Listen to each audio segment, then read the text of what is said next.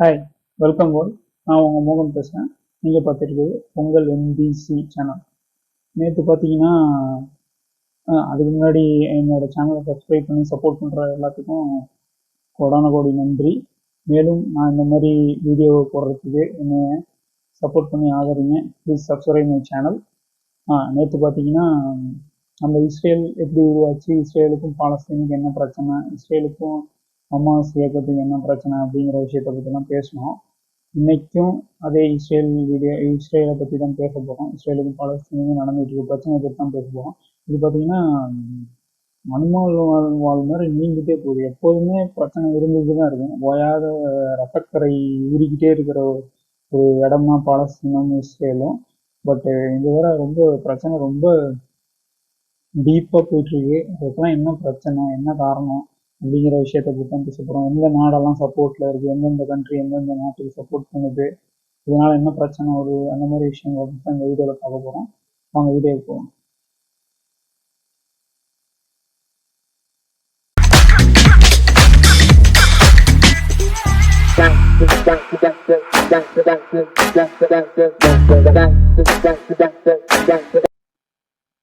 அதாவது போன சனிக்கிழமை, முடிஞ்ச சனிக்கிழமை இல்லாமல் முந்தின சனிக்கிழமை பார்த்தீங்கன்னா ஹமாஸ் இயக்கம் வந்து இஸ்ரேலில் வந்து 20 நிமிஷத்தில் 5000 ராக்கெட்டை வந்து உள்ளார ஏவுச்சு.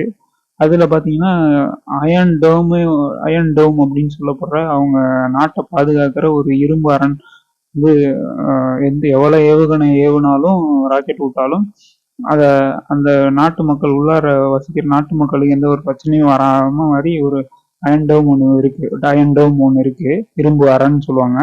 அதையே வந்து தகர்த்திருக்கு இந்த 5000 ராக்கெட்டும். அது எப்போதுமே இதாகாது, இந்த தடவை எப்படி இதாச்சுன்னு தெரிலங்கிறாங்க. மேபி 5000 ராக்கெட் அப்படிங்கிற காரணத்தினால அதால தாக்கு பிடிக்க முடியாம அதுவுமே வந்து செயல்பாட்டில் இல்லாம போயிடுச்சுங்கிறத சொல்றாங்க. ஏன் ஹமாஸ் வந்து இந்த ராக்கெட் ஏவுனாங்க அப்படிங்கிற இதை வந்து நம்ம போன வீடியோல பேசணும். அந்த மாதிரி அவங்க யூஸ் பண்ற, அவங்க தொழுகிற அலக்ஷா மஸ்க்ல வந்து இவங்க யூதர்கள், அதாவது இஸ்ரேல்ல உள்ளவங்க வந்து யூஸ் பண்ணிட்டு இங்க இருக்கிறவங்கள தொழுக விடாம அடிச்சு துன்புறுத்தினால இந்த ராக்கெட்டை விட்டோம் அப்படிங்கிற ஒரு வார்த்தை சொல்றாங்க ஹமாஸ் இயக்கம். அது மட்டும் இல்லாம 1973 இதே மாதிரி ஒரு தாக்குதல் நடந்துச்சு. அது 50 வருஷத்துக்கான நினைவு இதான் நாங்க இதை பண்ணோம் அப்படிங்கிற இதுவும் சொல்ல வராங்க. ஸோ இப்படி இருக்கிறப்ப இஸ்ரேல் வந்து அன்னைக்கு தாக்குனதுக்கு அப்புறம் இஸ்ரேல் வந்து பிரைம் மினிஸ்டரும் அந்த டிஃபென்ஸ் மினிஸ்டரும் ஆலோசிச்சு அதுக்கப்புறம் பதிலடி தாக்குதல் பண்ண ஆரம்பிச்சிட்டாங்க இஸ்ரேல் வந்து பாலஸ்தீன்ல பர்டிகுலரா அந்த காசா ஸ்ட்ரிப் அப்படின்னு சொல்லி அந்த ஹமாஸ் இயக்கம் இருக்கிற அந்த இடத்த வந்து தாக்குதல் பண்ண ஆரம்பிச்சிட்டாங்க. இப்ப என்ன கேள்வினா, ஒரு 1500 பேர் வந்து ஹமாஸ் இயக்கத்துல உள்ளவங்க வந்து இந்த இஸ்ரேல வந்து தாக்குனாங்க. அந்த 1500 பேருக்காக அந்த காசா ஸ்ட்ரிப் ஃபுல்லுத்தையும் அதுல இருக்கிற மக்கள், பாலஸ்தீன மக்களுமே சேர்த்து அடிக்கிறாங்க. இப்ப பாத்தீங்கன்னா அதனால 2200 பேர் இறந்து போயிடுறாங்க. இது வரைக்கும் 8000 பேர் வந்து அடிபட்டு ஹாஸ்பிட்டல், அதாவது அங்க பாத்தீங்கன்னா ஒரு எல்லா இதையுமே கட் பண்ணிட்டாங்க. எலக்ட்ரிசிட்டி கட் பண்ணிட்டாங்க, தண்ணி சுத்தமா இல்லைங்கிறாங்க. இன்னும் கொஞ்ச நாள்ல பாத்தீங்கன்னா தண்ணியால சாக போறவங்க எண்ணிக்கை வேற அதிகமாக போகுது அந்த காசால. ஸோ அந்த அடிபட்டு கிடக்கிறவங்களும் மருத்துவ உதவி கூட பண்ண முடியாத நிலைமையில அங்க அவதிப்பட்டு இருக்காங்க மக்கள். நான் என்ன கேட்கறேன்னா, ஒரு 1500 பேர் அடிச்ச ஹமாஸ நீ வந்து அடிக்கிறதுக்காக அங்க இருக்கிற மக்களையும் நீங்க வந்து அடிக்கிறது சரியா படல, தப்பா இருக்கு. ஏன்னா நீங்க வந்து பாலஸ்தீன்ல வந்து ஒரு இடம் வேணும்னு சொல்லி வந்து நீங்க பாலஸ்தீன் 2ஆ பிரிச்சு இஸ்ரேலுங்கிற பேர்ல வந்து இது பண்றீங்க. இப்ப அவங்க இடத்துல போய் அவங்கள அடிச்சு அவங்களுக்கு இடமே இல்லாத மாதிரி துரத்துறதுக்காக பிளான் பண்ணி இது பண்றீங்க. இது ரொம்ப மனித உரிமை மீறல்ங்கிற கண்டிஷன்ல ஐநாவே சொல்லியிருக்கு. இப்ப அமெரிக்கா வேற இஸ்ரேலுக்கு சப்போர்ட் பண்ணுது. பட் இஸ்ரேல்கிட்ட கேட்டதுக்கு இல்லைங்க, நாங்க வந்து அமெரிக்காலாம் யாரையும் கூப்பிட்டு நாங்க எங்களை வந்து தனியாவே பார்த்துப்போம், நாங்க யாரோட எந்த நாட்டோட சப்போர்ட்டும் எங்களுக்கு தேவையில்லை அப்படின்னு சொல்றாங்க. பட் அமெரிக்கா என்ன சொல்லுதுன்னா, நாங்க உங்களுக்கு வந்து ஏதாவது ப்ராப்ளம் ஆச்சுன்னா நாங்க கண்டிப்பா வந்து நிற்போம் அப்படின்னு சொல்லி ஃபர்ஸ்ட் வந்து ஒரு விமானம் ஏந்திய ஒரு போர்க்கப்பலை நிறுத்திச்சு அமெரிக்கா. இப்ப பாத்தீங்கன்னா 3 கப்பலை நிறுத்தி வச்சிருக்காங்களாம், எப்ப வேணா தாக்கலாம் அப்படின்ட்டு. இதுல சிரியால உள்ள ஒரு இயக்கம் என்ன சொல்லுதுன்னா, அமெரிக்கா இதுல உள்ளார இறங்குச்சுன்னா நாங்க வந்து அடிப்போம், தாக்குவோம் அப்படின்ற மாதிரியும் சொல்றாங்க. இது பாத்தீங்கன்னா இப்ப லெபனான், சிரியா, அதெல்லாம் ஈரான் அவங்கெல்லாம் பாத்தீங்கன்னா பாலஸ்தீனுக்கு சப்போர்ட்டா பேசுறாங்க. அமெரிக்கா பாத்தீங்கன்னா இஸ்ரேலுக்கு சப்போர்ட்டா இருக்கு. இன்னும் சைனா வேற வரப்போதான் இஸ்ரேலுக்கு சப்போர்ட்டா. ஸோ நிறைய நாடுகள் இதுல வந்து ப்ராப்ளம் ஆயிடுமோங்கிற ஒரு பயம் எல்லாத்துக்கும் போயிட்டு இருக்கு. ஸோ இது கூடிய சீக்கிரம் முடிக்க வேண்டிய விஷயம். இது எப்ப முடியும்னு சொல்ல முடியாது. பட் இது பல வருஷமா இந்த சண்டை போயிட்டு இருக்கு. இந்த தடவை ரொம்ப டீப்பா போயிட்டு இருக்கு பிரச்சனை. ஸோ கூடிய சீக்கிரம் இது முடியணும் அப்படின்னு நம்ம எல்லாத்தையும் கடவுளோட வேண்டிக்கலாம். இப்ப பாத்தீங்கன்னா காசா ஸ்ட்ரிப்புங்கிறது பாத்தீங்கன்னா ஒரு 40 மைல் உள்ள ஒரு இடம் தான். 40 மைல் தான், மொத்தமே 40 மைல் தான் இருக்கும். அந்த மைல் அந்த காசால பாத்தீங்கன்னா இப்ப வந்து இஸ்ரேல் வந்து இதுக்கு அங்க இருக்கிற மக்கள்கிட்ட வந்து சொல்லியிருக்காங்க, 3 மணி நேரத்துக்குள்ளார எல்லாம் வெளியே போயிடுங்க, வெளியே போயிடுங்க, நாங்க வந்து நார்த்து காசா விட்டு நகர்ந்து எல்லாமே தெற்கு காசாவுக்கு போயிருங்க அப்படின்னு சொல்லி அறிவிச்சிருக்காங்க. இப்ப மக்கள் பாத்தீங்கன்னா 11 லட்சம் மக்கள் இருக்காங்க. இது வரைக்கும் 1 லட்சம் மக்கள் தான் வெளியில போயிருக்காங்க. 3 மணி நேரத்துல வந்து சாத்தியமே இல்லைன்னு சொல்லி ஐநாவே சொல்லுது. பட் இதுதான் வழி, நீங்க போய் தான் ஆகணும், இதுதான் வந்து நான் கொடுக்கப்படுற நேரம் அப்படின்னு சொல்லிட்டு காசால வந்து இஸ்ரேல் சொல்லியிருக்கு. ஸோ இது ரொம்ப ஒரு பதட்டத்துக்குரிய விஷயமா ஆயிருக்கு இப்ப அங்க. இப்ப இஸ்ரேல் வந்து பண்ணிட்டு இருக்க காரியம் வந்து அவங்களுக்கு தெரியுமா தெரியலையான்னு தெரியல. ஒரு 1500 பேர் கொண்ட ஹமாஸ் இயக்கத்தை அழிக்கிறேன்னு சொல்லிட்டு 8000 பேர் உள்ள அந்த காசால வந்து பாதிக்கப்பட்டிருக்காங்க. 8000 பேர். இந்த இஸ்ரேலோட நோக்கம் இப்ப என்னன்னு ஒன்றும் தெரியல. அவங்களோட நோக்கம் வந்து இந்த ஹமாஸ் இயக்கத்தை அழிக்கிறதா, இல்ல பாலஸ்தீன் ஒட்டுமொத்த பாலஸ்தீனையும் அழிச்சு யாருமே, அதாவது எங்களை எதிர்த்தா என்ன ஆகும் அப்படின்றத நாட்டுக்கு காட்டுற ஒரு நோக்கமா பண்ணிட்டு இருக்காங்களா என்னன்னு தெரியல. பக்கபலமா இவங்க வேற அமெரிக்கா வேற நிக்கிறாங்க.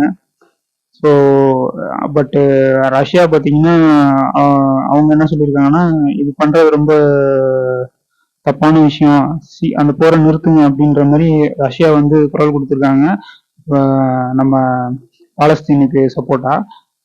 ஸோ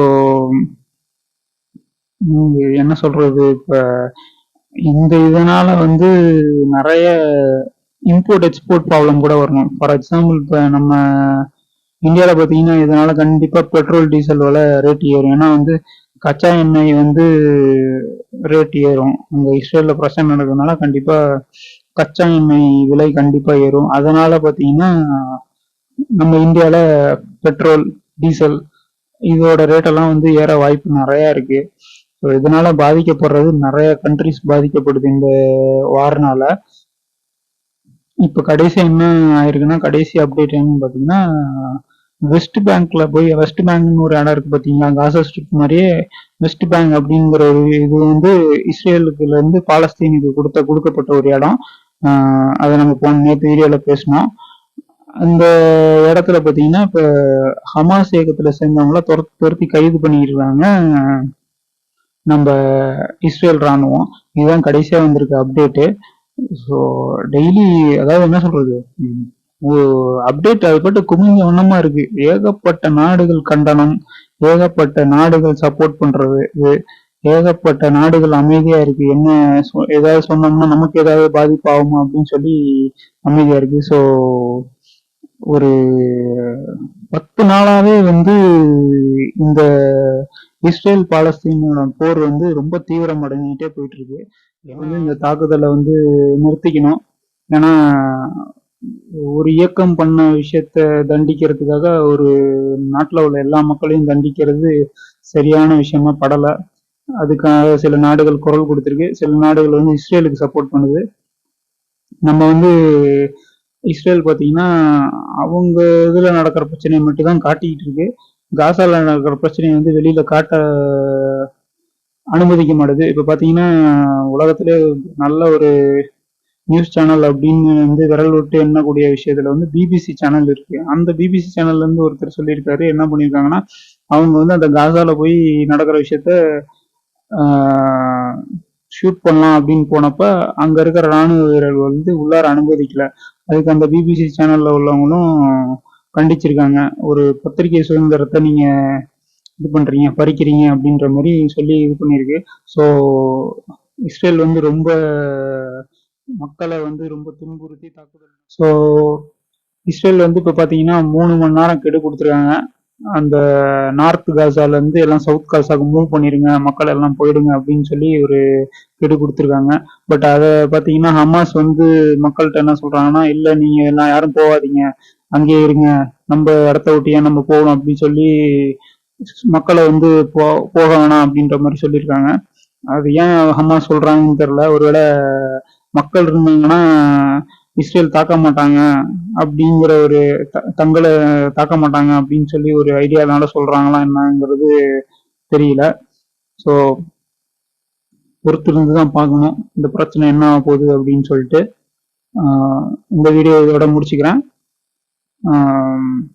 இப்போ பார்த்தீங்கன்னா இஸ்ரேல் பாலஸ்தீன் பிரச்சனை நிறைய போயிட்டு இருக்கு. அப்டேட்ஸ் அப்பப்போ வந்துட்டு இருக்கு. இதை பற்றியான அப்டேட்ஸை வந்து வரும் வீடியோவில் போடுவோம். மேலும் இது மாதிரி உலகத்தில் நடக்கிற விஷயம் வந்து உங்களுக்கு தெரியணுமா, உங்களை வந்தடை செய்வதற்கு என்னோட சேனலை சப்ஸ்கிரைப் பண்ணுங்க, எனக்கு சப்போர்ட் பண்ணுங்க. நீங்க பண்ற ஒவ்வொரு சப்ஸ்கிரைபும் எனக்கு ஒரு மோட்டிவேஷன், ஒரு பூஸ்டப்பா இருக்கும். மேலும் மேலும் வீடியோ போட தூண்டும். சரி, நாளைக்கு இதே மாதிரி வேற ஒரு வீடியோல சந்திக்கும் வரை உங்கள்கிட்ட இருந்து விடைபெறுவது உங்கள் மோகன். நீங்கள் பார்த்து கொண்டிருப்பது உங்கள் மோகன் broadcast channel MBC. Spread love and peace. Thank you. நன்றி.